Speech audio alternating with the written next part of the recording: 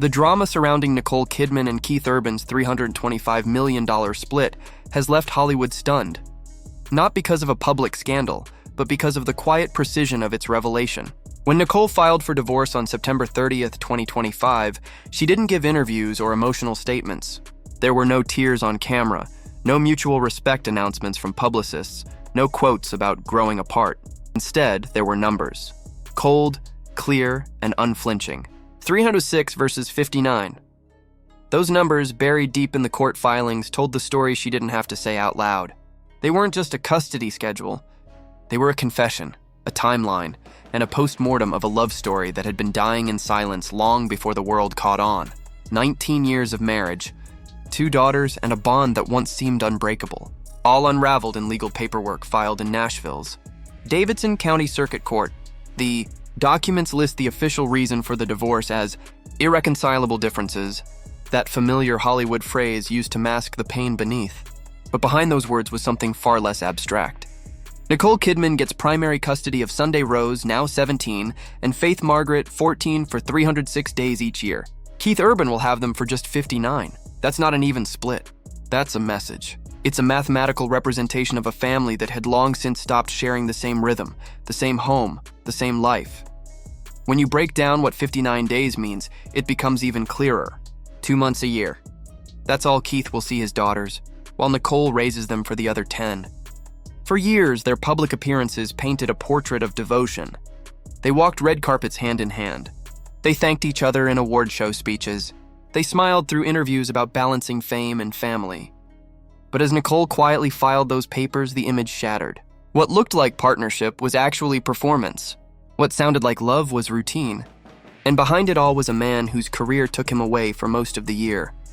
While his wife tried to keep their home from collapsing under the weight of absence, the silence surrounding their divorce has been almost louder than words. Neither Nicole nor Keith has commented since the filing became public. No social media hints, no interviews, no sources close to the couple spinning a narrative. Instead, all the emotion, all the truth, lies in the black and white text of the divorce decree.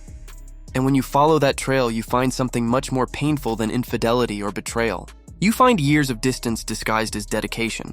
You find a woman who carried the emotional labor of the marriage, while her husband chased applause in stadiums halfway across the world. Keith Urban's touring schedule was relentless. The High and Alive World Tour in 2025 took him across continents, playing to packed crowds and living the life of a country superstar. It was the culmination of decades of work, of addiction battles overcome, of personal redemption stories told in hit songs. But that kind of success demands sacrifice, and somewhere along the way his marriage became one of them. Nicole, on the other hand, built her life around family. Her filming schedule allowed for breaks between projects. Her home was in Nashville. She was the constant, the anchor, the presence.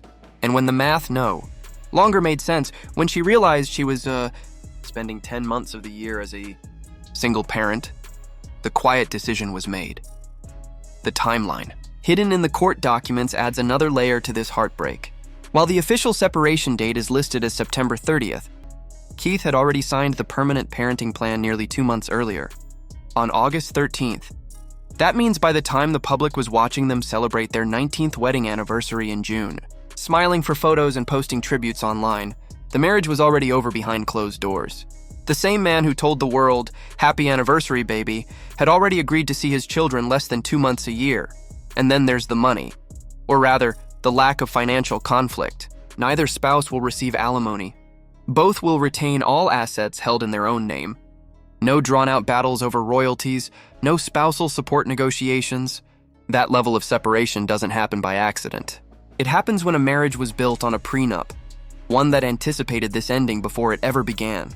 When they married in 2006, Nicole was already a powerhouse, an Oscar winner who had survived a highly publicized divorce from Tom Cruise. She wasn't going to repeat the same mistakes.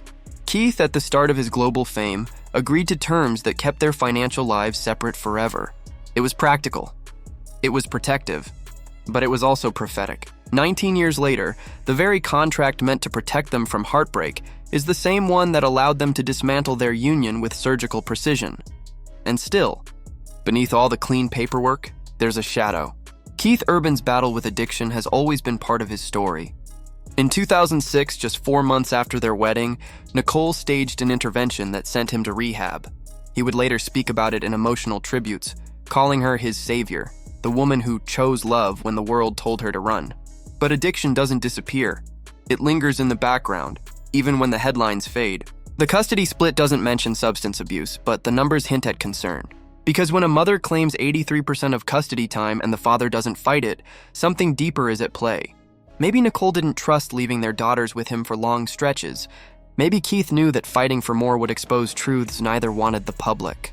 Whatever the reason, the silence says everything. In the months leading up to the divorce, the cracks were visible only to those looking closely. There were reports that Keith had quietly moved out of their home in Nashville earlier that summer. Whispers that he'd been seen with another woman, later dismissed as gossip about a married touring guitarist. Nicole, sources claimed, was trying to save the marriage, fighting to hold together something already unraveling. But even her words from past interviews now feel haunting in hindsight. When asked in 2024 whether she and Keith were the perfect couple, Nicole smiled and said, "You're heading for trouble if you consider yourselves perfect. I'm not a believer in perfection." At the time, it sounded like humility. Now it sounds like foreshadowing. By December 2024, she admitted she wasn't sure how they kept their family routine together anymore. "We have breakfast together every morning and dinner at night," she told a reporter. "How do we do it? I'm kind of not sure." That line, delivered with a laugh then, now feels like the quiet sigh of a woman holding together a crumbling home. By the time they walked the ACM red carpet in May 2025, they were no longer partners. They were co-stars, performing one last act for the cameras.